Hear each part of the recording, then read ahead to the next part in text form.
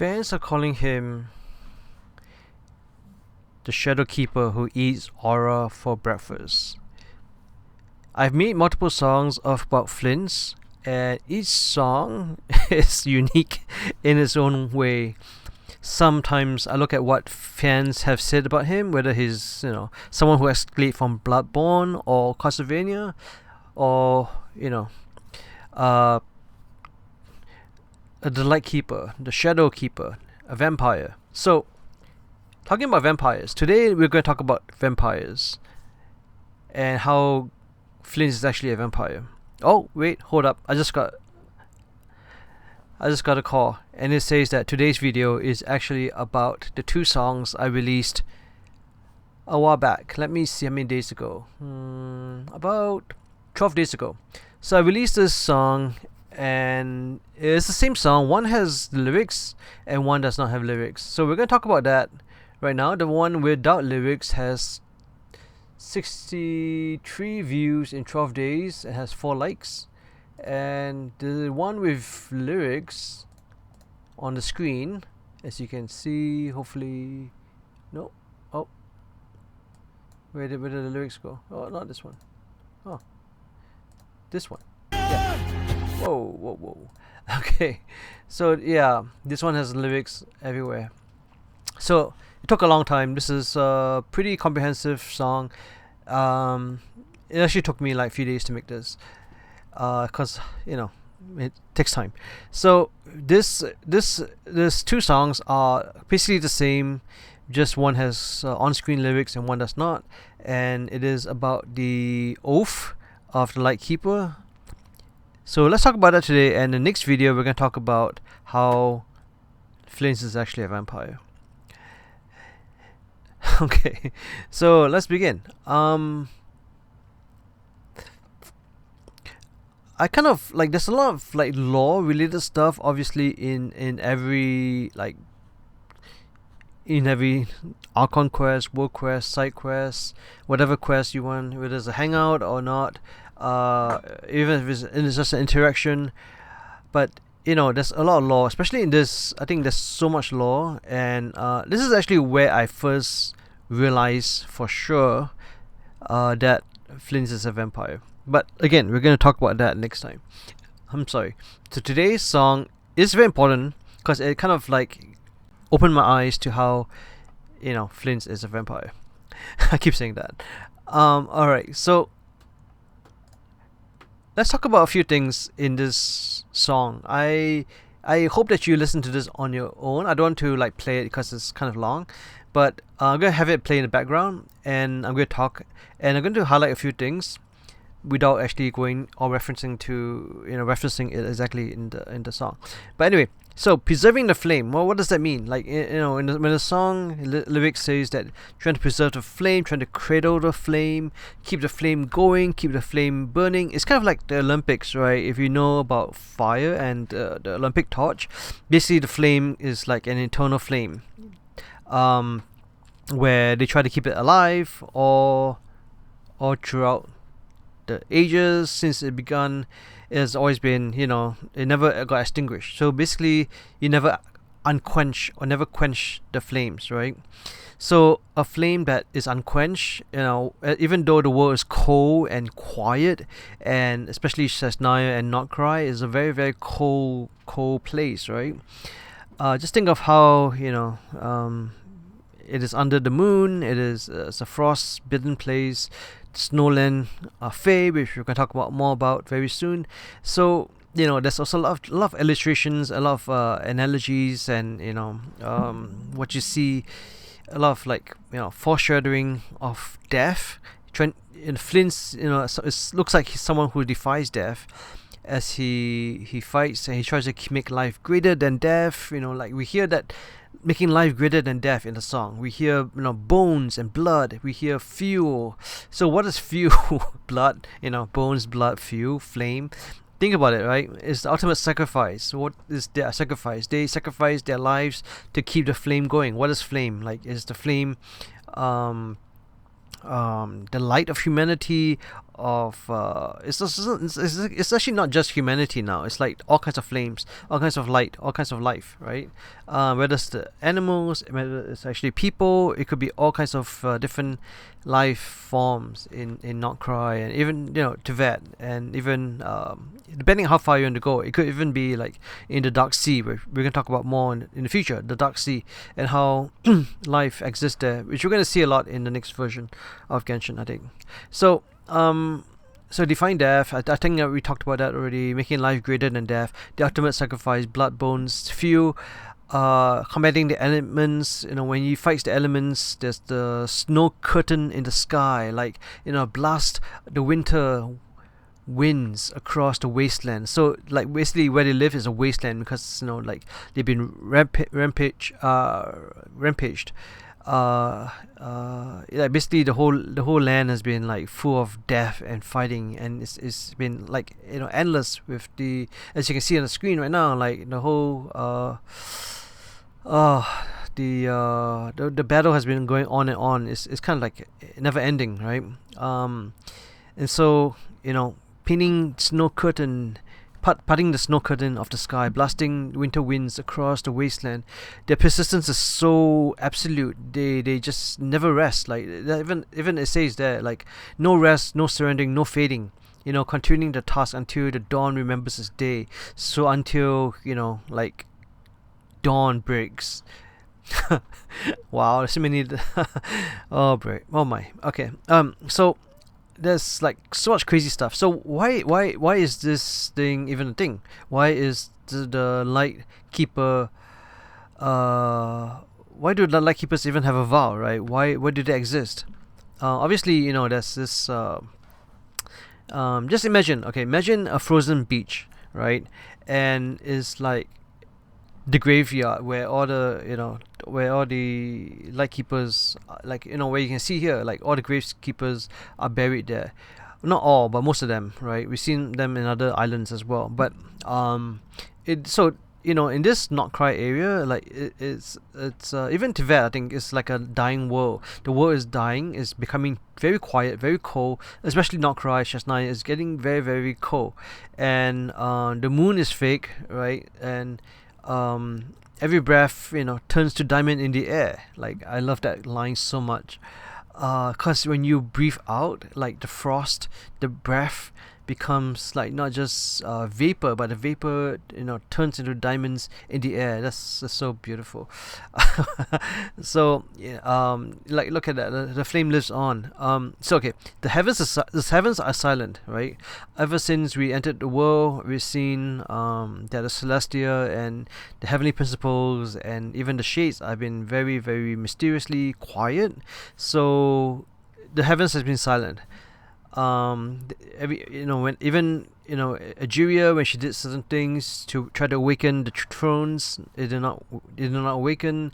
A lot of things they tried to do a lot of things, like they usurp. There's a lot of usurping in the game, right? But no, the heavenly principles stay silent. So back to the beach, right? On the beach, like the beach, basically, because all the fighting and death and war, they swallowed the light, just like how Flins and the Lightkeepers are trying to keep the light going, because Lightkeepers, the lighthouse is all about light, right? So when the horizon swallowed the light, heavens and heavens offer no response to the encroaching darkness.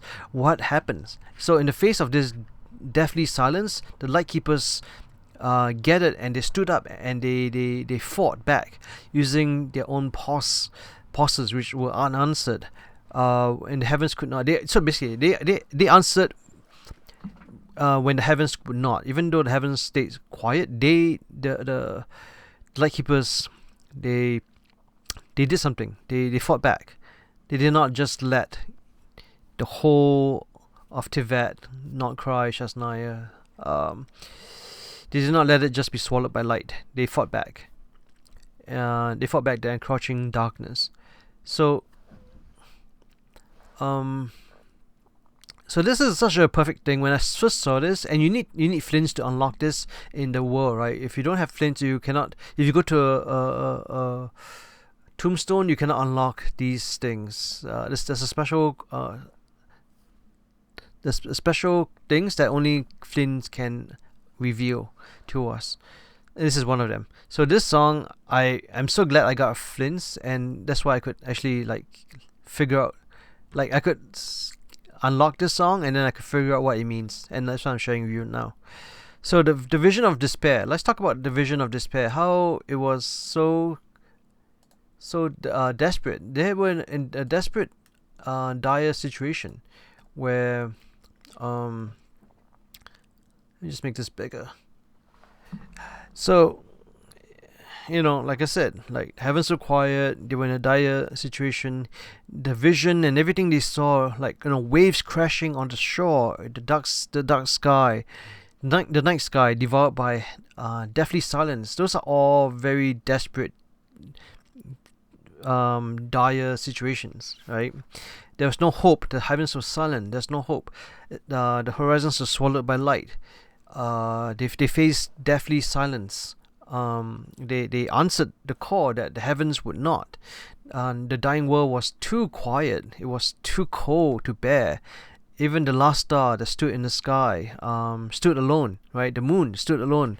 Even though it's not a real moon, it still stood alone. And the real moons, like the 2 moons died. Remember that. 2 moons were destroyed. The last one, is the frost moon, is still alive, but it stands alone. So every breath they breathe, right, all the humans and fae and all the other creatures, fighting the werewolves and all that monsters, breath turning into diamonds in the air. That's like, just read the words, like there's no shelter, there's no reprieve, there's no relief.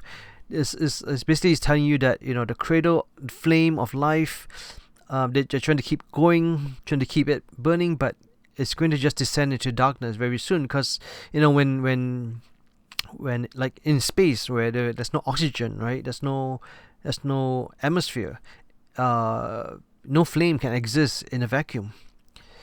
So let's talk about the vow, right? The vow, about the bones and blood as fuel.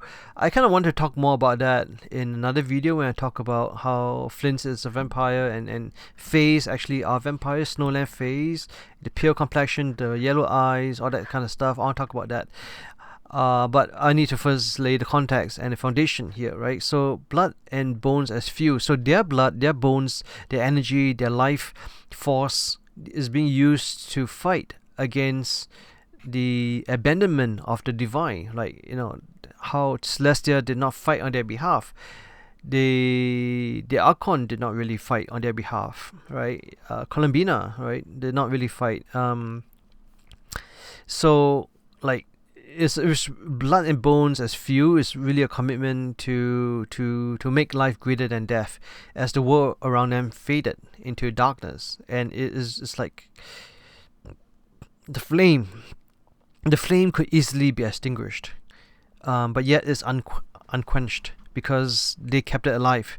So there's a lot of like physical transformation type stuff in this video, and even in the words, like how embers are wrapped in skin, right? Those we just saw just now, like those are embers, and they were wrapped in skin. They were trying to, they were like literally fighting against Lightkeepers, and how Flins and other people in the cold wintry wasteland, the cheeks become pale. They became pale. Some of them died, frozen to death. Some of them they just lost the battle, and then okay, so the cheeks becoming pale, the hairs fluttering in the wind, the eyes burning bright as flame itself. So even the eyes where there's life and there's vibrancy, right? It slowly gets extinguished, just like a flame. It can get extinguished when a person dies. The eyes, becomes blank. So shadows in the night, thin shadows, shattering glass, blizzard, and sharp blizzards. the shadows becoming thinner and thinner and becoming fierce, just like we saw there, right? The graveyard. It's just like so much imagery of death. It's kind of like very, very, very, very sad. Transcending death. Like, I think Lightkeepers, their main purpose is to transcend death, to make life greater than death, to reach a state where no grave can hold what they have become. And again, like vampirism, right? Like, are they vampires? No grave can hold them, but yet, yeah. I mean, we know that their graves are there, the tombstones are there. At least the tombstones and graves are there, but are they there? Are they inside? Are they held by the graves? We don't know. We will talk about that in the next video. So, the relationship to death, right? How darkness and death has enveloped this whole land. As they descend into darkness, and the ultimate, like, I think the ultimate declaration of the Lightkeepers is to keep the flame alive, and people, the flame and people in general, people that they love and try to protect, they do not need to descend into the darkness.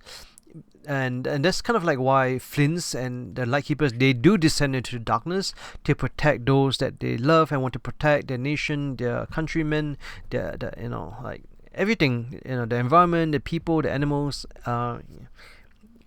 like everything that's living, and even those things that are not living, whether it is, like the trees in the forest, or animals, or people, or whatever, right? Everything. They were trying to, the Lightkeepers are sacrificing everything, even their physical forms, like, how they're transforming into pale people, cheeks becoming pale, hairs fluttering, the eyes burning. Like, all this imagery shows you the sacrifice of how they and what they're trying to do to keep the life and keep the fire going. So the fire lives on, as we can see here. Like, the memories of those who have fallen, they come back, and they when you as Flynn goes to the tombstone, they reveal themselves, and they kind of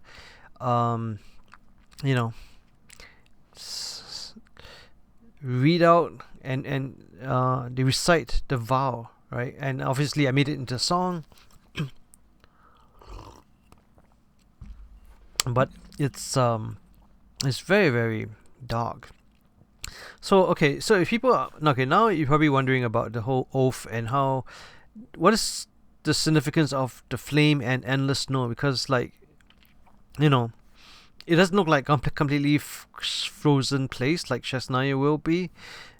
But I think I kind of touched upon the flame, but the endless snow, right? The endless snow feels like it's like a dying world that never ends. Like, it's just death every day. So the Lightkeepers are trying to preserve life. They're trying to avoid death, right? But obviously they do encounter death every day, because this is a dying world, and the world that's dying, they're trying to kill them every day, trying to fight, and yet, the Lightkeepers have hope, and they have hope.